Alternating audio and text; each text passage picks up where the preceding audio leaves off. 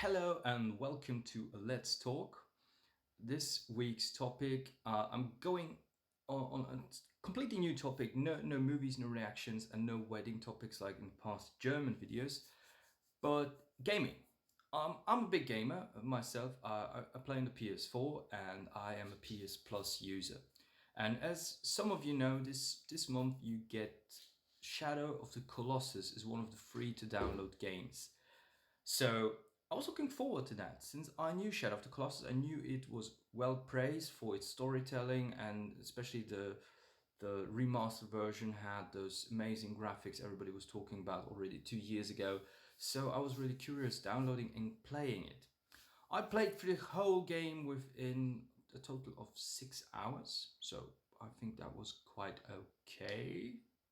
Still, doesn't matter. But uh, besides the stunning graphics, which are really amazing for that time, and interesting storytelling, I knew the plot twist, so I wasn't surprised. I got spoiled way back then. And it was a nice story, and altogether, for those who don't know, you are a protagonist who is called the warrior, and your girlfriend, princess, whatever, seems to be dead or at least in some sort of coma.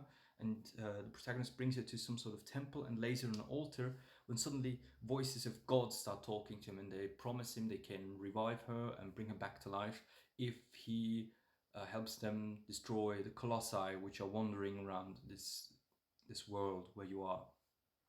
So you go out and you have to find those colossi, which are gigantic beasts which you have to climb. It's kind of sort of a platform. It's a mix between Legend of Zelda and platforming jumping run, because you have to climb on those colossi by grabbing on the hair, and they sort of have stone parts built in them and parts of ruins and buildings. They are half, no, not half. Yeah, they are half creature, half structure, something like that. And you have to climb them, find the weak spots, stab them in it, and destroy them. Every colossi looks different. Every colossi has a different way to be beat. Sometimes you have to hit the weak spots first, so they sort of get down on one knee, or else you can't reach the first handle you need to grab.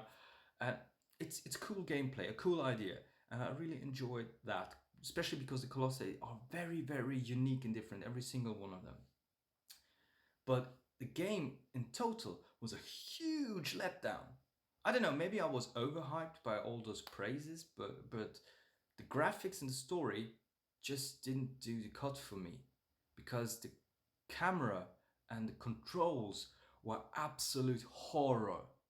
The camera keep zooming out for panorama shots, for cinematic views, and for displaying or showing the graphics and the waterfalls and the cliffs and everything. But that made controlling controlling my character so hard. And especially when you're on horse, you have a horse to ride along, because it's huge distances, huge wide lands, and this horse is horribly hard to control.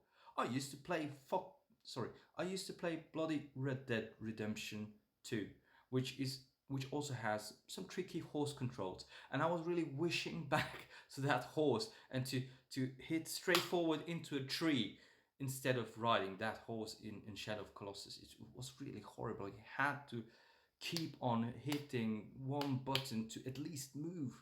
There was no movement if you weren't smashing the button all over, smash, or else that damn horse wouldn't even move a tiny bit. And that got me so frustrated.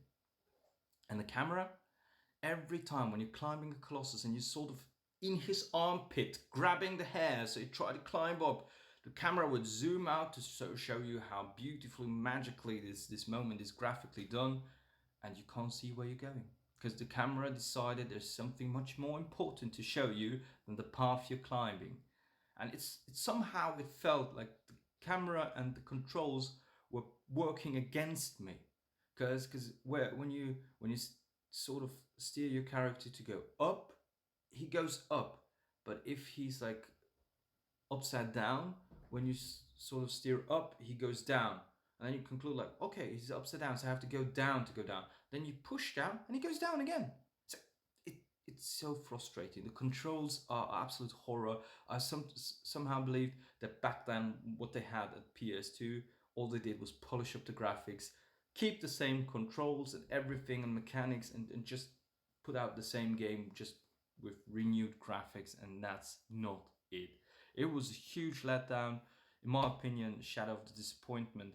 Uh, Again, great graphics, beautifully told story without any hesitation. You just jump in and you're sort of there, and the twist at the end, if you don't know it, wow, it really gets. I'm pretty sure it gets to you, but the controls and the camera just absolutely ruined that game for me. If you're looking forward to downloading it, I sincerely tell you, do it, play it. I played through it in quite a quick time, and still, it's worth a try.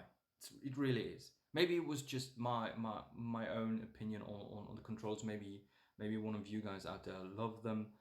It's still a highly praised game, considered one of the masterpieces on PlayStation.